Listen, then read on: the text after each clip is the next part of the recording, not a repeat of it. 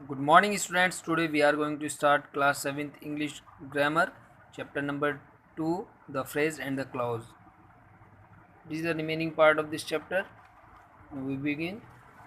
देखिए कल हमने the phrase, kinds of phrases, adverb phrase, adjective phrase और नाउन फ्रेज के बारे में जाना था.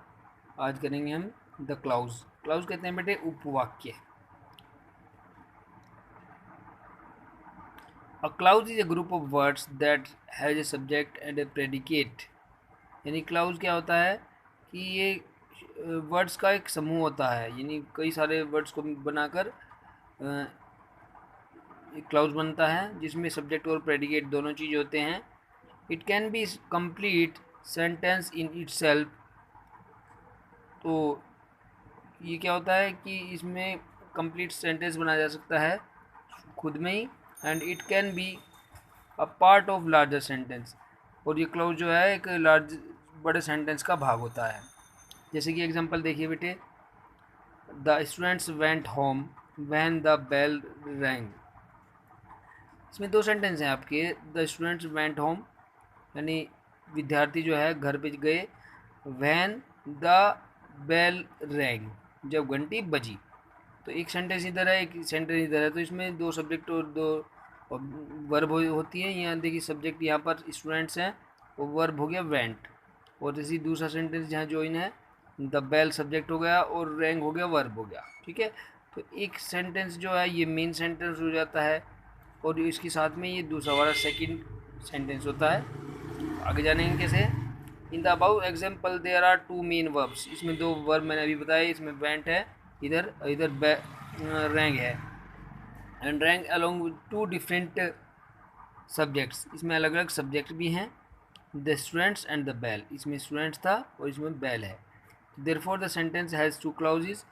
तो इसमें दो क्लॉज हैं आपके. एक इधर का क्लॉज माना जाएगा आपका और एक इधर का. इधर का मेन क्लॉज होता है और यह सबऑर्डिनेट क्लॉज सहायक.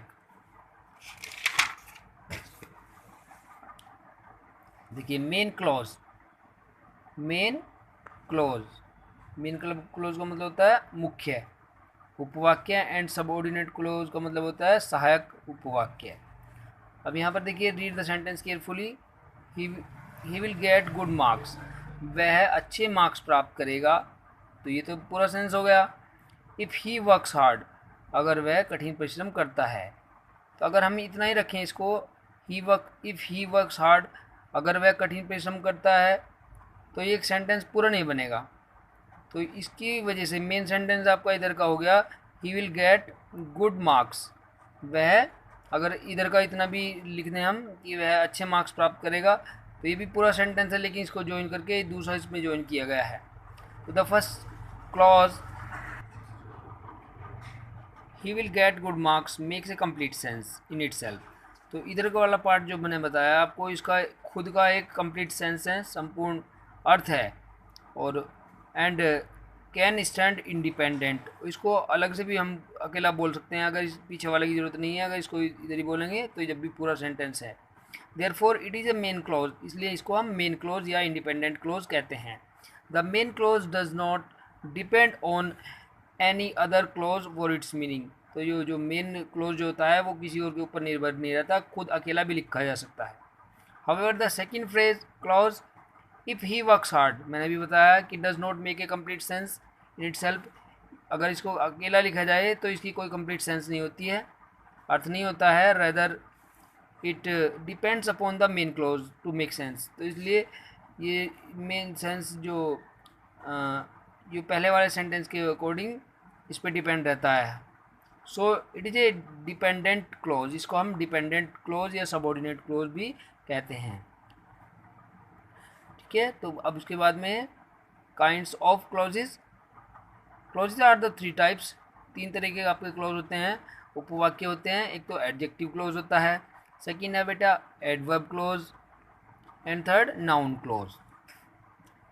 तो अब हम क्या करेंगे, पहले एडजेक्टिव क्लॉज के बारे में जानेंगे. एडजेक्टिव कहते हैं विशेषण. ठीक है. और उपवाक्य, इसमें क्या है, एक clause that describes a noun or pronoun and acts like an adjective is called and adjective clause, यानी ऐसे उपवाक्य में नाउन या प्रोनाउन एक एडजेक्टिव के रूप में प्रयोग की जाती है, उसको हम एडजेक्टिव क्लॉज कहते हैं। फॉर एग्जांपल देखिएगा, दिस इज़ अ बॉय, कि यह लड़का है, who helped me in the hostel, जिसने मुझे मेरी सहायता हॉस्टल में की। सेकेंड है, I enter the room that was completely dark, यानी मैंने रूम में एंटर किया जो पूर्णतः जिसमें अंधेरा था। तो in this sentences the clause is who helped me in the hostel, इधर वाला देखिए, इधर का जो पार्ट जो आपका, ये आपका एडजेक्टिव क्लॉज है। And that was completely dark, second वाले में आपका दैट वाज कम्प्लीटली डार्क, क्योंकि ये रूम की विशेषता बता रही है कि रूम कैसा था, पूरी तरह से अंधेरा था इसमें। और इसमें बॉय की विशेषता बताई है, this is the boy who helped me in the hostel, कि यह वह लड़का है जिसने मेरी मदद हॉस्टल में की थी। तो लड़के की विशेषता है यहाँ पर, तो इसलिए the nouns the boy and room respectively, hence these are adjective clause, ये एडजेक्टिव क्लॉज होते हैं। Okay, take care, bye bye. Next part next video में करते हैं बेटा।